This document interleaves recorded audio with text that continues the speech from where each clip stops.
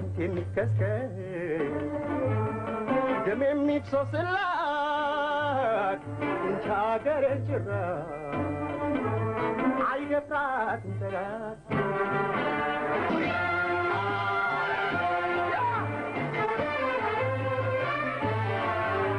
አጥንት የሚከስከስ ደም የሚፍሰስላት እንቻ ሀገር ጭራት አይደፍራትም ጠላት። ሰላም ጤና ይስጥልኝ የአዲስ ምንጭ አድማጭ ተመልካቾቻችን እንደምን አላችሁልን? እነሆ በአዲስ ምንጭ ስቱዲዮ ውስጥ ተገኝቼ ታዋቂውን ምርጥ ኢትዮጵያዊ የሆነውን የአዲስ ምንጭ ጋዜጠኛ ባይዘዌ ፕሮፌሽናል ጋዜጠኛ ነው ውብሸት ታዬ እሱን ጋር ለመወያየት በራሱ ስቱዲዮ ውስጥ ተገኝቻለሁ። ማከብረው ጋዜጠኛ ነው ባይዘዌ እናንተም እንድታከብሩልኝ ይፈልጋለሁ። አንዳንድ ነገር ከሱ ጋር እንወያያለን። እንግዲህ እኔን ነው እንኳን ደህና መጣ የምትለኝ ወይስ እንዴት ነው?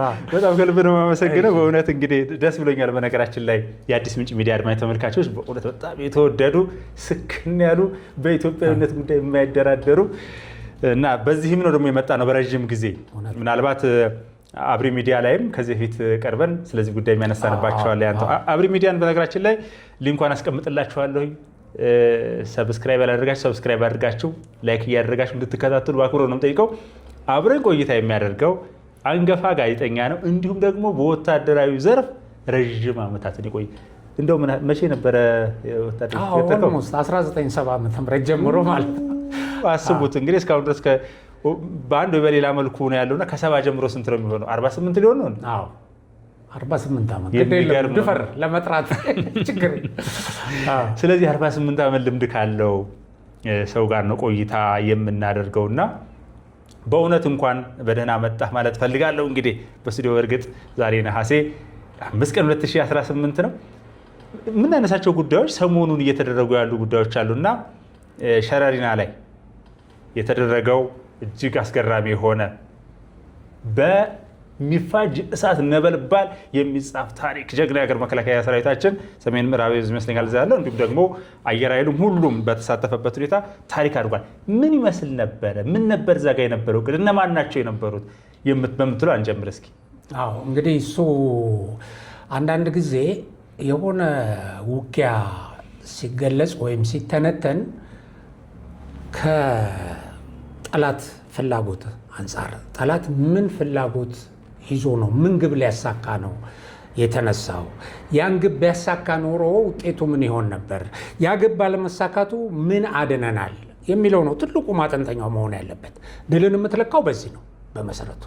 ስለዚህ ይሄ የሸረሪና ውጊያ በስትራቴጂክ ደረጃ ሲታይ በጣም ትልቅ ለኢትዮጵያም ትልቅ አደጋ ደቅኖ የነበረ የጠላት ፍላጎትና ያስቀመጠው ግብም ቢሳካ ኖሮ ትልቅ ኪሳራን ያስከትል የነበረ በቀጣይ ለጠላት መረማመጃ በቀጣይ ጠላት ኢትዮጵያን ለማፍረስ ህልሙ የሆነ ምዕራፍ የሆነ እርምጃ ወደፊት የሚያመጣው ነበረ። ምክንያቱም የሶስት መንግስታት ድንበር ነው፣ መገናኛ ነው፣ ሱዳን፣ ኤርትራ፣ ኢትዮጵያ። በሌላ በኩል ደግሞ ቀጥዬ መንግስት መሰረታለሁ የሚለው ወያኔ ደግሞ አለ፣ ራሱን እንደ መንግስት የቆጠረ አንዳንድ ጊዜ መግለጫ የሚሰጠው። የነዚህ ሁሉ ኢንተረስትድ ግሩፕ እዛ እንትን አለ። በዚህ ደግሞ ፋኖ አለ። እነዚህ ተጣምረው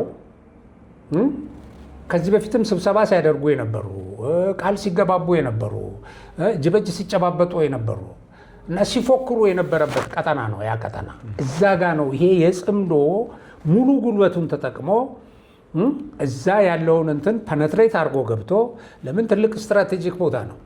እዛ ያለውን ቦታ ይዞ ኦኬ የሀገር ውስጥ ጠላት ከውጭ ጠላት ጋር ተሳስሮ ከዛ ደግሞ ይሄ መሳሪያ አቅራቢው ኃይል አሁን የተያዙትን መሳሪያዎች አይተሃል አይደል?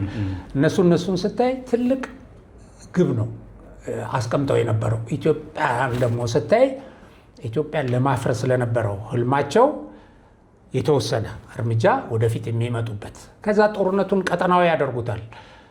ከዛ ግብጾችም ሱዳን ተወረረች፣ ኢትዮጵያ እንደዚህ ገባች፣ ይላሉ። ኢትዮጵያ ራሷን ለመከላከል ስትተኩስ ባይኔ ሚንስ ይሄ ቡድን ይሄንን ለማድረግ በአብሪነት ወይም በጦርነት ለኳሽነት ወይም በአቀጣጣይነት የወጣ ነበረ።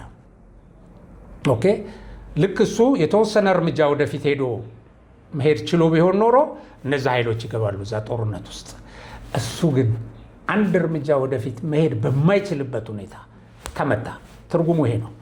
ስለዚህ ኢትዮጵያ ትልቅ የኢትዮጵያን ለማፍረስ ጠላት አልሞ የተንቀሳቀሰበትን የተጣመረ የጠላትን ጥምረት የበጣጠሰችበት ቦታ ነው። በተለይ ደግሞ ዛሬ የምናነሳቸው ነገሮች ወታደራዊ ትንታኔ የሚፈልጉ ከመሆናቸው አኳያ በረዥሙ ወታደራዊ ልምድህም እንዳው ሰሞኑን እየሆኑ ያሉትን ነገሮች በአጭሩ እየተመለከትን የምንሄድበት ነው። እንደሚታወቀው ትላንትናና ከትላንትና በስቲያ የተቀጠቀጠን ዜናዎችን እየሰማን ያለ ነው።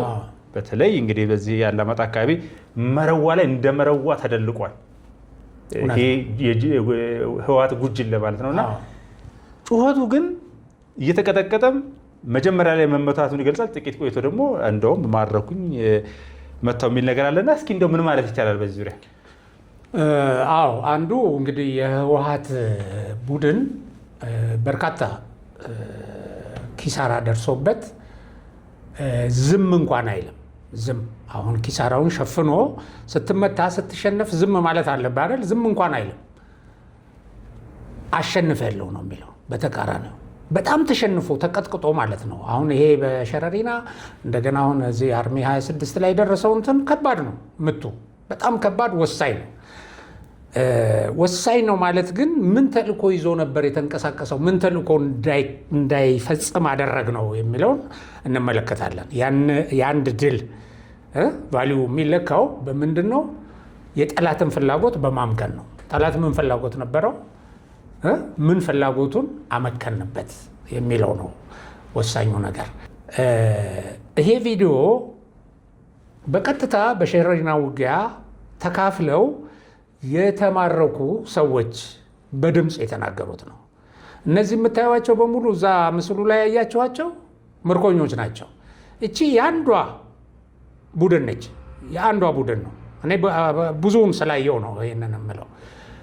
እና በጣም በርካታ የምርኮኛ ጎርፍ ነው በዚህ ውጊያ የታየው። ልባርክ የምርኮኛ ሁለት አይነት አለ። አንተም እንደምታውቀው አንዱ በጦርነት ተጽዕኖ የሚያዝ ነው። አባራህ አሳደህ አስጨንቀህ የምትይዘው ነው አንደኛው። ሁለተኛው ደግሞ እጁን የሚሰጥ ነው። እሱም ቢሆን በውጊያው ጫና ማለት ነው። ውጊያው ጫና ሲፈጥርበት እጁን ሰቅሎ እጁን ይሰጣል። ሰራዊታችን እነዚህን ሁለቱንም አስተናግዷል። እዚህ ብዙ የድምፅ እነዚህ የምርኮኞችም የወዶ ገቦችንም ድምፅ አዳምጫለሁ እኔ እና ሁለቱንም አስተናግዷል። እጅን ወደ ላይ ስታረግ ተኩስ አቁሞ ይይዝሃል፣ ግባ ይልሃል። በጣም ፕሮፌሽናል ሰራዊት ነው። አስገድዶም ከቦ ይይዝሃል ሰራዊታችን። በዚህ ደረጃ ራሳቸው በአንደበታቸው የሚገልጹልን ነው እንግዲህ ህወሓት የሚክደው።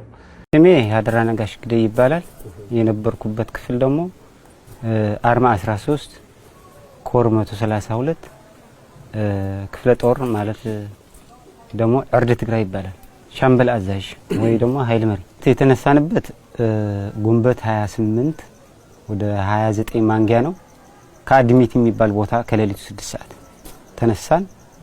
ከዛ ሌሊቱ 6 ሰዓት አካባቢ ሽራሮ እልፍ እንዳል በእግር ከዛ ከሽላሎ ከምልህ አካባቢ ደረስን ማለት ነው። 11 ሰዓት አካባቢ ከዛ በኋላ የኤርትራ መኪናዎች ነበሩ። በኤርትራ መኪና ተጉዘን ወደ ኢትዮጵያና የሱዳን ድንበር ላይ ደረስን። ሌሊት ሙሉ በቃ በመኪና ስንጓዝ አድረን ልክ ከሌሊቱ ሰዓት እዛ ጠዋት ገባን 29 ማለት ነው። ልክ በ30 የተወሰነ አርፈን ከምሽቱ ከሌሊቱ 6 ሰዓት እንደገና ተነስተን በእግራችን ይሻለናል ብለን በእግራችን ተነስተን ልክ ሰኔ 1 ማለት ነው እዚህ ሸረሪና ገብተንዋል። ከምሽቱ 2 ሰዓት አካባቢ 1 ማለት ሰኔ 1 ምሽጋችን ተቆጣጠርን። አርም ሰባ የነበረበት ቦታ እሱ ተረክበን ሰኔ 1 ሙሉ በሙሉ በእጃችን ገባ። ከዛን ቀን ጀምሮ እስከ ሐምሌ 25 ድረስ እዛ ቦታ ላይ ነበሩ። ያው እንግዲህ የዛኔ ሴቶች ነበሩ። አንድ መኪና ነበረች። በርካታ ሴቶች ደክመው ስለነበር በዛ በጀልባ ማለት ነው የሱዳን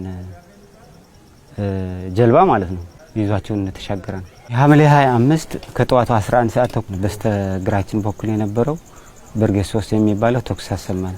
ፌዴራል መንግስት ደግሞ አጽፋው ለመመለስ ያው ሁኔታውን አይቶ ተቀጣጠለ። ውጊያው በዛ ቀጠለ ማለት ነው። የተወሰነ ተዋጋ፣ ብዙ ቁስለኛ፣ ብዙ የተሰዋለ። እንግዲህ ከዛ መሀል ላይ ነው እኔ ልተርፍ የቻልኩ ማለት ነው። እጄ ሳነሳም የተቃወመኝ ወይም ደግሞ ያንገራገረ መከላከያ ሰራዊትም እኔ ያላየሁ። ሽሞይ ነጨይ ሙለ ይባሃል 43 ኮርሚት 32 ኮርሚት 32 ኩለ ሰራዊት ጽናዓት ሸለቃ 3 ሓቂ ተማሃሪት ተባብሉ ወርሒ ክልተ ወርሒ አጣሚጥና እስከ ሐምለ ካብስተ ተከዘኻዊ ጦርነት ሲጀመረፍት ተከዘኻዊ ተማሃሪት ተዛሒና ምን መቃው ተኸስን ሰዓጽና ሆፍት ነፍትሮ ወሪና አፍትሮኛ ተዛሒና ጽቡቅ እስከፍቶ በረኻት እስካለና ሁሉ ሽዑም ስመጣናውን ብዙሕ ቃባል ገረብና ሻወር ምናምን او መሳ ምናምን ሄውና መለቀሰውን ሄውና ጽቡቅ ዋይ ምልቅምቃ ምን ጉደፈው ወይ ከ ሰላም ጥራሕ እንድልንበር ኦኬ። ህወሓት ለምንድን ነው የሚክደው የሚለው ነው ውቤ ወሳኙ ነገር። ለምን ይክዳል? አልተሸነፍኩም ለማለት ነው ብቻ አይደለም። የሰራዊቱ ሞራል እንዳይወድቅበት ሌሎች ተመልማዮች ሄደው እንዲሞቱለት ነው። ይሄን ነው የቡድኑን አረመኔነት የሚያሳየን። ልባርክ አረመኔ ስለሆነ እንደው ደግሞ ከዚሁ ጋር እንዳው ተያይዞ እንዲነሳ የፈለኩት ነገር እንደሚታወቀው ታይቶ የማይታወቅ ሁኔታ በትግራይ አሁን አስገድዶ አፈሳውን ተከትሎ አንደኛ ወጣቶች አይፈልጉም፣ መታፈስ የሚፈልግ የለም። ይሄ ተፈጥሯዊ ነገር ነው። እናቶች የ80-90 ዓመት አዛውንቶች እናቶች ሳይቀሩ እየታሰሩ ድንጋይ እየወረወሩ ነው ያለው እና ይሄ ታይቶ የሚታወቅ ነገር አይደለም። በህወሓት እንግዲህ ስሎት የነበረው ነገር ነበር በ17 ዓመቱ ጦርነት። ከዛ በኋላ በህልውና ዘመቻ ወቅትም ከሞላ ጎደል የሚታይ ነገር ነበርና አሁን ግን በግድ አስጨንቆ የማድረግ ነገር ነው። ምንም ቢሆን የትግራይ ወጣት አሁን ኢንተርኔቱን የሚያል ምንም የሚያል ሀቁን ይገነዘበዋል፣ ይመለከተዋል። እንደ ሻቢያ አጥሮ አስመራ ኤርትራን አጥሮ ነው ሻቢያ እየኖረ ያለው ወደ ውጭ እንዳይመለከቱ አድርጎ። በዚህ በምርኮ ሂደት ላይ በገፍ ተንጋግቶ እጅ መስጠት ነገር ተመልክተናልና ይህም ተጽዕኖ አይኖረውም ሊባል ይችላል። ያላመንክበት ነገር ወጥ ቆመህ አትዋጋ። ልክ ነህ። አሁን እሱንም በሁለት አይነት መንገድ ማየት ነው። እሱም ሽንፈት ነው። አሁን ጥሩ ነገር ነው ያነሳው። ይኸውልህ ህወሓት ይሄም ሽንፈት ነው። ላለፉት 50 ዓመታት የህወሓት ህልውና የተመሰረተው በትግራይ ህዝብ ላይ ነው። በትግራይ ህዝብ ድጋፍ ነው ህወሓት የቆመው እንደ ድርጅት የቆመው ማለት ነው። ያኔ ህወሓትና የትግራይ ህዝብ አንድ ነው እያለ እየሰራ ማለት ነው።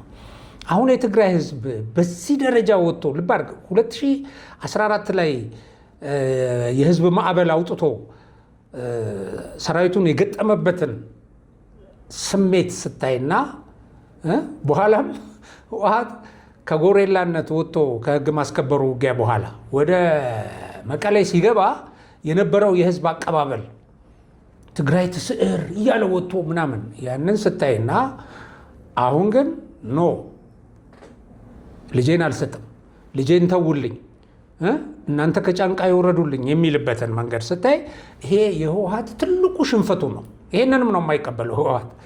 ሽንፈት እኮ ነው ይሄ የህዝብ ድጋፍ ስታጣ። እዚህ የመላው የኢትዮጵያን ህዝብ ድጋፍ አጥቶ አይደለም ሄደው ከስልጣን የወረደው ከፌዴራል እዛ ደረጃ እንግዲህ ሀገር ሲያስተዳድር የነበረ ተሸንፎ ሄደ። ያኔም አላመነም ሽንፈቱን። እንደገና መጣለሁ አለ። የጠላውን ከስልጣን ገፍትሮ ያወረደውን ህዝብ ቀጥቅጬ ይገባለሁ ብሎ እና ለማንኛውም ወደ ይሄ በምርኮኛ ንጽጽር ውስጥ ወዳለው ነገር ስንመለስ ውጊያ በሌለበት በቀጥታ እየጠፉ ከጉጅላቸው ወደ ሀራ መሬት የሚገቡ አሉ። ወደ ተለያየ ሀገር የሚሄዱ አሉ። እነዚህ አሁን ምን አድርጓል ህወሓት? ሞባይላቸውን ይጠረንፋል። አሁን ወደ አርሚ 26 አሁን ትናንት ወደ ተመታው ስንመጣ እነግርሃለሁ። ስለሱ ምስክርነት የሰጠ አንድ በቁጥጥር ስር የዋለ የአርሚ 26 አባል ሲነግር 16 ቀን በግር እያስጓዙ ነው ያመጧቸው እና ሞባይላቸው በሙሉ ተቀምጠዋል። አንድ በል በመግለጫ ነው እንደውም ከዚህ ጀምሮ መልሱ ተብሎ አመራሩ ብቻ ያዘ የሚል ከውጭው ሰው ጋር እንዳይገናኙ ልብ አድርግ። ሁለተኛ ደግሞ ምን ብለዋቸዋል? አይ ኦልሬዲ የሰላም ድርድር እየተደረገ ስለሆነ ብልጽግና ሽማግሌ ልኮብን የሰላም ድርድር ያደረግን ስለሆነ ውጊያ የለም አይዟቸው ምናምን ብለዋቸው ነው ያስገባቸው። በዚህ ደረጃ ውሸታም ቀጣፊ ነው እንግዲህ ህወሓት። አሁን በዚህ አይነት ነው የገቡት። ይሄንን ስታይ አው ብዙ ሰው እየሸሸ ነው፣ እጁን እየሰጠ ነው። በሰላም ውጊያ በሌለበትም እየሰጡ ነው። ሀራ መሬት አሁን በጣም በርካታ ታጣቂ ወደዛ እየገባ ነው። በቂ ነው ማለት አይደለም። ይሄ ቡድን ከሚያደርግበት አንጻር ማምለጥ አለበት። አሁን ብዙዎች ያሳስባሉ። በቃ ይላሉ። ልብ አድርግ። ይሄንን መንገድ ቢከተሉ ኖሮ እነዚህ አሁን ሸረሪና ላይ የተማረኩት ገባ ብዙ መስዋዕትነት ከከፈሉ በኋላ ነው የተማረኩት። ብዙ ጓደኞቻቸው ወንዝ ውስጥ ገብተው ሞተዋል፣ ነግረውናል። አሁን እነዛ እንትኖቹ አልጀዚራ ዘገበው። በነገራችን ላይ አልጀዚራ በጣም በሚገርም ሁኔታ መቼም ቢችል ኖሮ ለነሱ ሊያደርግ ይችላል፣ ለነሱ ሊያደላ ይችላል ተብሎ ነው የሚታሰበው። ምክንያቱም ኢትዮጵያ የጡት አባት የላትም ይባላል። ምክንያቱም በተለያየ ምክንያቶች አንደኛ ቅኝ ያልተገዛችም፣ ቅኝ የገዙት ሀገራት ሲያደሉ ትመለከታለህ። ለቅኝ ለገዟቸው ሀገራት በመሳት ኢትዮጵያ የጡት አባት የላት። አልጀዚራ የዘገበውን ዘገባ ስንመለከት የሸረሪያው ውጊያ ከተደረገ በኋላ ተከዜ 16 አስከሬን የሆኑ ቦታ ብቻ ተገኘ ምናምን እያለ ነው የገለጸው። እና እጅግ አስገራሚ ያለቀው የሰመጠው ቁጥር የሌለው የተገኘው አንድ ቦታ ላይ ተንሳፎ የወጣው ነው። ይሄ እንግዲህ ሱዳን ሄዶ ከዛ በኋላ ሱዳን ሳይደርስ ወደ እንትን ውስጥ የሚሰርግ የዓይን እማኞች 16 አንድ ቦታ ብቻ አገኙ ብሎ ብዙ ነው ራሳቸው ሲነግሩ። አሁን ይኸውልህ ራሳቸው እጃቸውን የሰጡት ሲነግሩህ በጣም ነው የምታዝነው።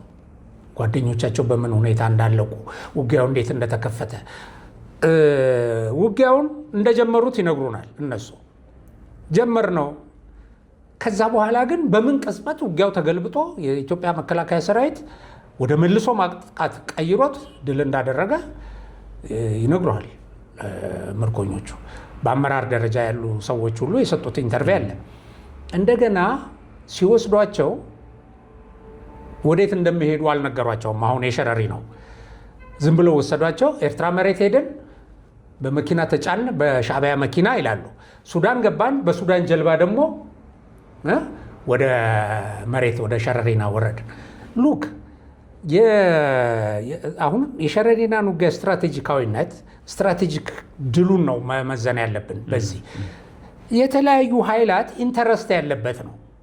ይሄ አርሚ 7 አርሚ 15 አርሚ 13 የምትለውን እሱን ተው፣ በቃ እሱ ጠላት ነው፣ ወያኔ ነው። እሺ እሱ በጠባቡ ስታየው በሻዕቢያ መኪና ተሽከርካሪ ሄደው የግብፅ መሳሪያ አሁን የተያዙት መሳሪያዎች በሙሉ አንድ ሙሉ አርሚ የሚያስታጥቁ መሳሪያዎች ናቸው። በነገራችን ላይ አንደኛ አርሚ ሜካናይዝድ እንትኖች ናቸው። ሌላው ደግሞ እጅግ አስገራሚው ነገር እዚህ ላይ የተመለከትኩት ስናይፐር፣ ዲሽቃ፣ ብሬን ነው እስከ አፍንጫው የታጠቀው። በጣም በሚገርም ሁኔታ አዳዲስ መሳሪያዎች ሁሉ አሉ። ላውንቸር አይተህ እንደሆነ አሁን ላውንቸሮቹ ራሱ በጣም ማዕት ላውንቸር። እንግዲህ ይሄ ስቶር ውስጥ ያለው ነው። ልብ አድርግ፣ መሬት ውስጥ የተቀበረው እነሱ የታጠቁት አሉ። እነዚህን ሁሉ ጥቅም ላይ እንዳይውሉ ወይም የእኛን ሰራዊት እንዳይገቱ ተደርገው ነው እንግዲህ የተመታው ማለት ነው። እዚሁ ላይ መቼስ እንግዲህ አንዱ ማንሳት ያለብን ስትራቴጂካዊ ጉዳዮችን መመልከት ያለብንና ወደኋላ መለስ ብለን በህልውና ጦርነቱ ወቅት ያንን ቦታ ሰብሮ ለመውጣት ተሞክሮ ባልሳሳት የስንተኛ ሜካናይዝድ ነች በቦታው የነበረችው ተከላክላ ወጥራ። ምክንያቱም ጦሩ እየተበታተነ ሰሜን እዝ መመታቱ ብዙ ነገር የእዝ ሰንሰለቱን በጣም ቆራርጦት እንደነበር ይታወቃል። ምንድን ነው ዓላማውን እንበልና እንየው እስኪ ምላሽ እንስጥበት። ምክንያቱም እቺ ሸረሪና ያለችበት ቦታ ከተመለከትን በአንድ በኩል ኤርትራ አለ፣ በዛ በኩል በዚህኛው በኩል ሱዳን አለ፣ ኢትዮጵያ አለች። በጣም ስትራቴጂክ ቦታም ነው። ምን ነበር የሚፈለገው? አሁን ይኸውልህ ስለ ውጊያው ያለውን ግምገማ ስንመለከት ይሄ ጥቃቱን በኦፕሬሽናል ደረጃ ካየ ነው ከተራ አማጺ ወይም ከተበታተነ ኃይል ባህሪ ጋር የማይጣጣም የእቅድ የቅንጅትና የሎጂስቲክስ ዝግጅት ተደርጎበታል። የሸረሪና ውጊያ ልብ አድርግ። እዛ ስቶር ውስጥ ሄደህ ያሉትን ስታይ አሁን በቪዲዮ የተወሰኑ የወጡ አሉ። ሌላ አዳዲስ አለ ገና እየተቆፈረ ማለት እየተፈተሸ ያለ በተገኘ መረጃ ማለት ነው። ስለዚህ የእነዚህ ታሪካዊ ጠላቶቻችን ያላቸውን አቅም ሁሉ ተጠቅመው እነዚህን የውስጥ ተላላኪዎቻቸውን በደንብ ማስታጠቅ ይፈልጋሉ። ማለት ፈልገው ነው የተንቀሳቀሱት። ኦኬ የሜካናይዝድ አቅሞችና የከባድ መሳሪያዎች መሰማራትን አይተናል። እዛ ላይ ኦፕሬሽኑ የተካሄደው 3 ሀገራት የሚገናኙበት ድንበር አቅራቢያ ነው። በዚህ በኩል በኡምና ሀጀር 5 ኪሎ ሜትር እኮ ነው ከተከዜ 5 ኪሎ ሜትር ኡምና ሀጀር አለ ኤርትራ። ተከዜን ከተሻገርክ በኋላ ያው ኤርትራ የሚቆጣጠረው መሬት ነው። በዚህ በኩል አርሚ 7 አርሚ 13 ሰፍረውበት የነበረው የሱዳን መሬት ነው። ኦኬ ይሄ ውጊያ ሲጀመር እነሱ ድንገተኝነትን እንጎናጸፋለን ብለው ነው ያሰቡት። ሁመራን የመያዝ ነው እቅዳቸው። ሁመራ ኤርፖርት ከአንድ ቀን በኋላ ከጎንደር ሁመራ የአውሮፕላን በረራ ይጀመራል የሚል አናውንስ ተደርጎ ስለነበረ አየህ ሁመራ ኤርፖርት ለሎጂስቲክ ለምን ሊያገለግል ነው ማለት ነው። አየህ አውሮፕላን ከተጀመረ ስለዚህ ግቡ ባስቸኳይ ይሄን አቁሙና ሁመራ ግቡ ተባሉ። ይሄን ስታክ ለማድረግ ማለት ነው። እዚህ ጋር ያለውን ዝግጅት እነሱ አያውቁትም። ይሄንን የኢትዮጵያ መከላከያ ሰራዊት ግን በመረጃ እያንዳንዷን ነገር ያውቃታል፣ እያንዳንዷን እንቅስቃሴያቸውን። ስለዚህ እዛ ቦታ ላይ ተመቱ እና ይሄንን ስታስበው ቀጠናዊ የማድረግ ጦርነት ልክ የኢትዮጵያ ሰራዊት አሁን ይሄ ውጊያ ሲከፈት የአየር ኃይሉን ያስነሳል፣ ድሮን ያስነሳል። ይሄ በፊት ሱዳን በኃይል ይዞ የነበረው የአልፋሽካ ምናምን ኤሪያ ነው እና ሌሎች ይገባሉ።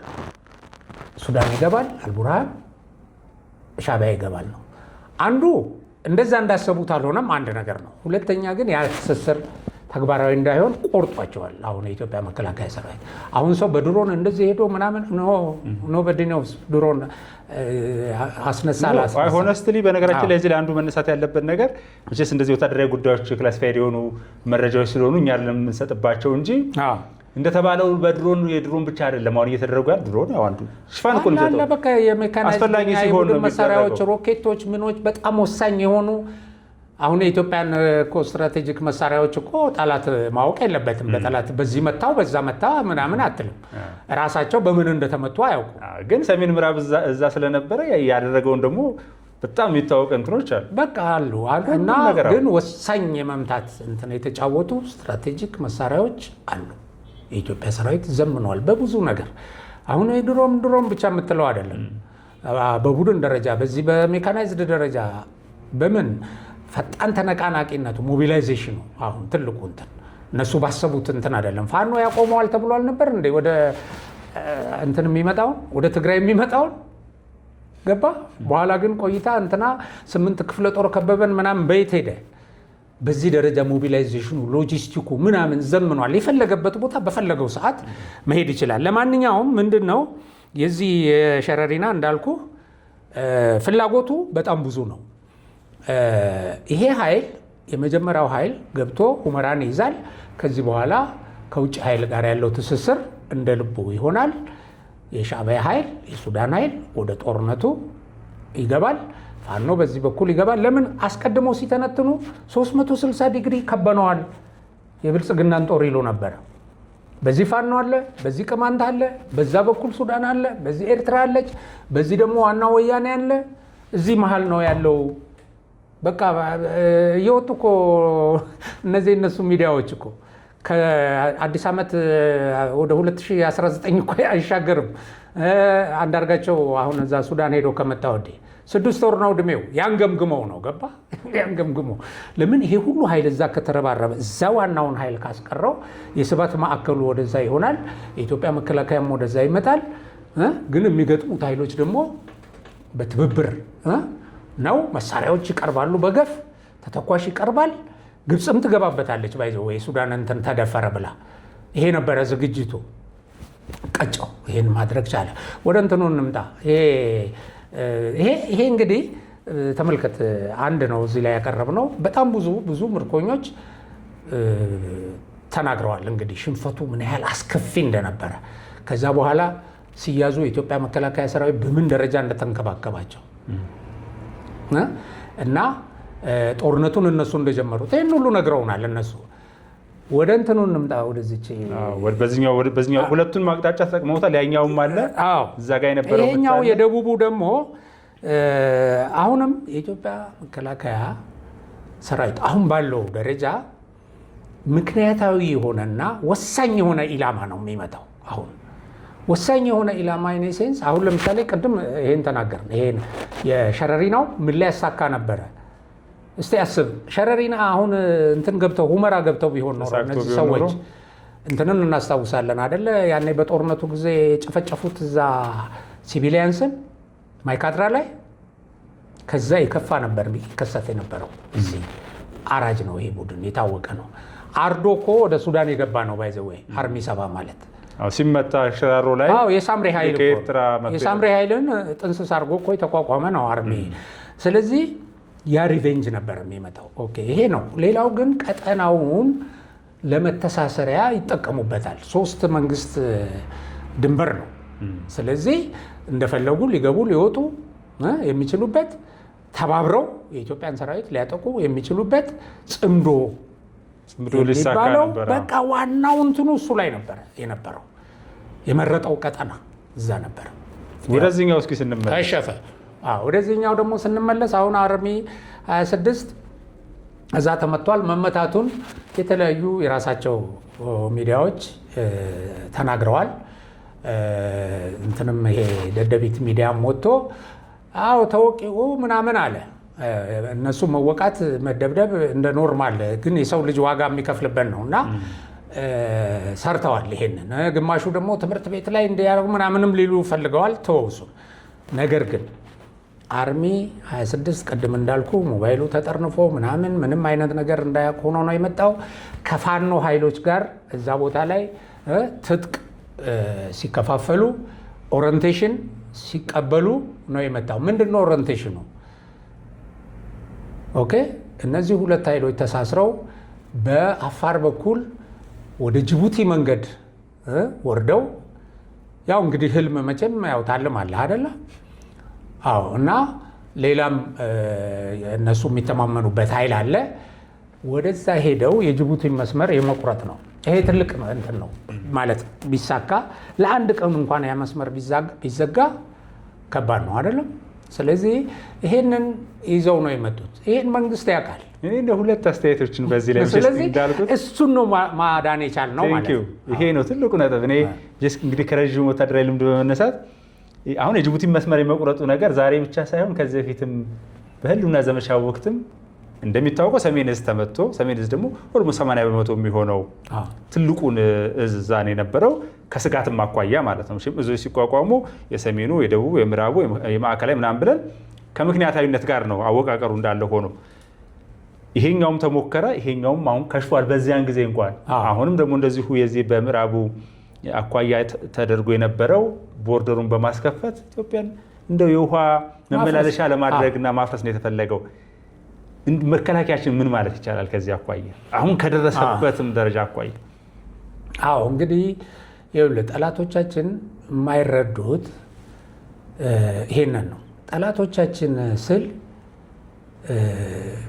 የሚመሩት ጥቂት ሰዎችና ይህን ቡድን እነዚህ የኢትዮጵያን ጠላቶች በፕሮፓጋንዳ የሚደግፉት ኃይሎች በ2 መንገድ፣ አንድ በድንቁርና ማለት ነው። ወታደራዊ አቅምን ሳትተነትን እየገባህ ሰውን እየማገድክ ግን ደግሞ ምንም ግብ የማታሳካው በቃ አሁን የኢትዮጵያን ሰራዊት በኃይል አስገድደ ምንም ማሳካት አይቻልም። አሁን ኢትዮጵያ ውስጥ የውጭውም ይሁን የውስጡ ይሄን መመከት የሚችል ሰራዊት ነው የተገነባው። በተግባርም ይሄንን ነው እያሳየ ያለው። አሁን ብዙ ሰው ምንድነው እዛ ለምን ሄዶ በድሮን አይመታቸውም እንደዚህ ምናምን አለ። መቼ መምታት እንዳለበት ለምን መምታት እንዳለበት ያውቃል መከላከያ። ብዙ ጊዜ ዲተር የማድረጉን ነገር ያስቀድማል፣ ቁመናውን ያሳያቸዋል። እኔ እንደዚህ ነኝ ረፉ ይላል፣ ግን አያርፉ ሲነቃነቁም። በነገራችን ላይ አንዳንድ መረጃዎች ያው እንግዲህ እኛም ተቋማችን ነው መከላከያ አንዳንድ መረጃዎችን እናወጣለን። ይሄ ምንድነው እሱ መጀመሪያ አካባቢ ትንሽ ሊያምታታ ይችላል። ነገር ግን ልክ ንቅናቄ ሲያደርግ በእይታ ውስጥ ነው ያለው። ዛሬ ጫማ ቁጥሩን ሁሉ እየተመለከትን ያለ ነው እኮ። ሌላ ይቅርና ሲመገቡ ምን ሲሉ እና ደግሞ ቤት ሲጥሉ ይታያል። እየተነገራቸው ነው። እዚህ ጋር ደርሳችኋል፣ በዚህ ጋር ሄዳችሁ ነው ይባላል። ዲተር ማድረግ ዲተር ማድረግ ሄዶ ግን እምቢ ሲል ምን ታደርገዋለህ? በከተፈው ለበግ ትለበልበዋለህ። ታደርገዋለህ። ምክንያቱም አሁን የሚያመጣውን አደጋ መመከት ነው የሚሆነው። አሁን ይሄ ሌላው ለምሳሌ እዛ ሳያስመርቅ እዛ ምናምን ሲል ሲጨፍር እንዲህ እየታዩ ድሮን እያለ ምናምን ይላል ሰው። የትም አይሄድም። ያ ኃይል ወደ ሰላም እስካልመጣ ድረስ ወሳኝ የሆነ ወደሆነ እርምጃ አደገኛ ወደሆነ እርምጃ ሲገባ ትመተዋለህ። አሁን እየሄድክ በየመንደሩ ተሰብስቦ የሚፎክረውን ምናምን አትመታም። ግን ተሰብስቦ የሆነ አፍራሽ ነገር የሆነ ተልእኮ ይዞ ሲመጣ ተልእኮውን ነው የምትመክተው። ስለዚህ አሸናፊ ሰራዊት ነው ስንል ጠላት ይዞ የመጣውን ተልእኮ ያሰናክላል ማለታችን ነው። እጁን ይቆርጣል ማለታችን ነው። ያን ጥፋት ከማድረሱ በፊት ይህንን የማድረግ አቅሙን አሳያ። በጣም ተስፋ አድርገው የነበሩት ሲፎክሩ ምናምን የነበሩበት ማለት ነው። እና የሚዲያዎቹ በጣም የሚያሳዝነኝ እኔ የአብይ አህመድ መንግስት የአብይ አህመድ መከላከያ ሰራዊት ይላሉ፣ ድሮም የደርግ ሰራዊት ይላሉ። ነንሴንስ። ይህንን እንኳን የድንቁርና ተሸናፊዎቹ ሁልጊዜ ስያሜ ይሰጣሉ። ምክንያቱም ከሸኔ ጋር በሚደረገው እንቅስቃሴ እኮ የትምክተኛው የነፍጠኛው እንትን ሰራዊት ይሉታል። ምናልባት ከጽንፈኛው ፋኖ ጋር በሚደረግበት ጊዜ ደግሞ የሸኔ ሰራዊት ይሉታል። ፋሽስት ይሉ ነበረ የህዋት ጉጅሌዎች። የሚጠበቅ ነገር እነሱ ብቻ በቃ እነሱ ያኔ በደርግ ጊዜ የደርግ ጦር ይላሉ፣ የመንግስቱ ኃይለማርያም ጦር ይላሉ፣ የኢትዮጵያን ጦር። የሚገርም ይሄ እነሱ ግን መጥተው እስከ 2010 ከ83 ጀምሮ የነበረውን የኢትዮጵያ ጦር ይላሉ። የፓርቲ ጦር እሱ ነበረ። የሚገርም ነገር በቀዩ መጽሐፍ እንዳደራጀት በቀዩ መጽሐፍ ነው የሚመራው። ሌሎች እኮ እዛ ውስጥ የኢትዮጵያን አስኳል እዛ ውስጥ እኮ ፈጥረው የኢትዮጵያን መከላከያ ሰራዊት ከዛ ከፓርቲ ሰራዊትነት ወደ ኢትዮጵያ ሰራዊት የቀየሩትን አመራሮች እኮ በጣም ማድነቅ አለብህ እኮ። ታሪካቸው እኮ አይረሳም። በወያኔ ተጽዕኖ ስር እያሉ ልብ አድርግ።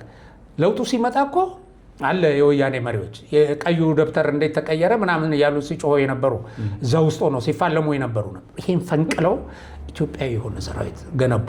እሱን ስለገነቡ ነው 2013 ላይ ሄደው ህወሓት ከሞተች የኔ ህልውና ከተማ ለህወሓት አሽከር ነኝ ብለው የቆሙ ጀነራሎችን የቀጠቀጧቸው ኢትዮጵያዊነት ላይ ቆመው ነው። የኢትዮጵያ ህዝብ ይሄ እዚህ ላይ በነገራችን ላይ ምናልባት ለሲቪሉ አድማጭ ተመልካቾቻችን መቼስ ሲቪሉ ነው አብዛኛው የሚኖረውና ግልጽ እንዲሆን ያክል ሁል ጊዜ እንዴት ሊሆን ቻለ ማለት በጣም አስገራሚ ነገር ነው። አሁን በዚህ ከሸራሪና ጋር የተደረገው በታሪክ አጋጣሚ በነገራችን ላይ በእሳት ነበልባል በሚፋጅ እሳት ነበልባል የሚጻፍ ታሪክ ነው ብዬ ገልጨው ነበረ በቅርብ ቀን በአንድ መርሃ ግብር ላይ።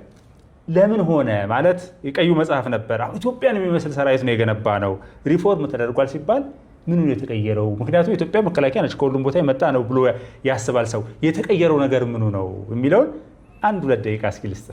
መጽሐፍ ተጽፏል። አሁን በዚህ ዙሪያ ላይ መጽሐፍ ተጽፏል። የመጀመሪያው የሳቅ ቀለበት ቁጥር 1 ወጥቷል። ያው እኔም ተሳትፌበታለሁ በዛ እንትን። ቁጥር 2 በአጋጣሚ አልተሳተፍኩም። ቁጥር 2ም ወጥቷል። አሁን ቅድም ያነሳናቸውን ራሱ የዚህ አፋር በዛ በኩል ሰብረው ለመግባት ያደረጉትን 21 ጊዜ ማጥቃት አድርገው በዛ ሰዓት እዛ ወጥተው ቢሆን ኖሮ የጅቡቲ መስመር እንዳሰቡት ወደ አዲስ አበባ ሊገቡ ይችሉ ነበር። የኢትዮጵያን ሰራዊት እና የኢትዮጵያን ሕዝብ ጉሮሮ በቃ ማነቅ የሚችሉበት እንትን ነበር። ግን 21 ጊዜ ማጥቃት አክሽፎ ነው ከዛ በኋላ በቆረጣ ቀጥቅጧቸው ወደ መጡበት የመለሳቸው ብዙ ኪሳራ ካደረሰባቸው በኋላ እና ያ የሰራዊቱ በዚህ ደረጃ ሪፎርም አድርጎ ከዛ ተላቆ እነዛን ሰዎች በሪፎርም አራግፎ ከውስጡ በቲፒኤልኤፍ ስነልቦና የተቀረጹትን አብዮታዊ ዲሞክራሲ መጨረሻ ምሽግ ተብሎ የተገነባ ሰራዊት ቀይረው ነው። ያ በጣም የሚደንቅ ነው። አንድ መጽሐፍ አይደለም፣ ብዙ መጽሐፍ ብዙ እንትኖች ሊነገርለት የሚገባ ታሪክ ነው። ዞሮ ዞሮ የኢትዮጵያ ሰራዊት ጀግንነት አሁን የአብይን መንግስት የብልጽግና መንግስት ምናምን አሁን ኢትዮጵያ የሚባለውን ትተው ማለት ነው። የኢትዮጵያ ሀገረ መንግስት ነው የኢትዮጵያ መከላከያ ሰራዊት የሚከላከለው። ግለሰብ ቢወድቅ ወይ ግለሰብ ከስልጣን ቢወርድ ይህ ሰራዊት ኢትዮጵያን ይዞ ይቀጥላል እኮ ገባ። ፓርቲ አውርደ ተወዳዳሪዎቹ ፓርቲዎች ይመጣሉ፣ ይሸነፋሉ፣ ምንም እንትን የለው ያሸንፋሉ። በምርጫ ተወዳድረው ሀገር ይቀጥላል። ከፓርቲ ውጭ ሆኖ የተገነባ ሰራዊት ነው። ትልቁ እንትኑ ይሄ ነው። ብዙ ተቋማት ከፓርቲ ውጭ ሆነው ተገንብተዋል። ተቋም የማሳደግ ነው ባለፈው አመታት ሲሰራ የነበረው። ስለዚህ ይሄ መከላከያ የሚመጣው ጠላት እኮ ያን ሀገረ መንግስት ያንን እንትን ላይ ስልጣን ላይ ተመርጦ የመጣውን መንግስት አውርዶ ወይም አጥቅቶ ቀጥሎ ምንድን ነው የሚያደርገው? ሀገሪቱን ነው እኮ የሚያፈርሰው አይደለ እንዴ? ሀገር ከሚያፈርስ ሰው ጋር ተመሳጥረው ነው እየሰሩ ያሉት። እነዛ እኮ ምንም አይነት መንግስት ኢትዮጵያ ውስጥ እንዲቆም አይፈልጉም። ከዚህ ዘመን በላይ ደግሞ ኢትዮጵያ የሚከላከላት ጠንካራ እጅ ላይ የወደቀችበት ዘመን የለም። በመሰረቱ ጠላትም የመጨረሻ ርብርብ አድርጓል ለማፍረስ። ለምን ትልልቅ ፕሮጀክት ሰራን፣ የማይነካ ነገር ነካን። ገባ። እነሱ በዚህ መሰረት በመጨረሻ አቅማቸው ተነሱ። ባንዳ ፈለፈሉ። ገባ። ባንዳ ፈለፈሉ፣ ቀጠሩ በገንዘብ ሆዳም ተፈጠረ፣ አገሩን የሚከዳ። በዚህ ወቅት ግን ጠንካራ እጅ ላይ ስላለች ኢትዮጵያ በጣም በእውነት ከልብ ነው የማመሰግነው። በተለይ ቀደም ሲል በነበረ ሁኔታ እኮ ባንዳነት በጣም የሚያሳፍር ነገር ነበረ። ከባንዳ ጋር የሚጋባም አልነበረም። ብዙ የምናውቃቸው ነገሮች ነበሩ። ዛሬ እኮ የክት ልብሷን ለብሳ ባንዳነት፣ ያውም በሚዲያ እኔ ከግብፅ ጋር ነው የምሰራው ከረባቷን አስራ የምትምለሸነሽበት የዘመን ዳራ ላይ ደረስን። በጣም ከልብ ነው የማመሰግነው። ክቡራትና ክቡራን የአዲስ ምንጭ ቤተሰቦች እንግዲህ ለዛሬ የነበረን ቆይታ ከሞላ ጎደል ይህንን ይመስል ነበረ። ቆይታ ያደረግነው ከአብሪ ሚዲያው አዘጋጅና ባለቤት ጋዜጠኛ ገበየው ዋልልኝ ጋራ ነው። ቀደም ሲል እንዳልኩት እንግዲህ ፒን አድርጌላችኋለሁ። እሷን ሰብስክራይብ ያደረጋችሁ እንድትከታተሉ በዚህ አጋጣሚ በአክብሮት እጠይቃለሁ። የነሐሴ 5 ቀን 2018 የአዲስ ምንጭ ቆይታችን ይሄን ይመስል ነበር። ሰላም ለኢትዮጵያ፣ ሰላም ለኢትዮጵያውያን፣ ሰላም ለመላይ ሰው ዘር በሙሉ ይሁን የሚለው የአዲስ ምንጭ የምንጊዜ መልእክት ነው። ሰላሙን አመሰግናለሁ።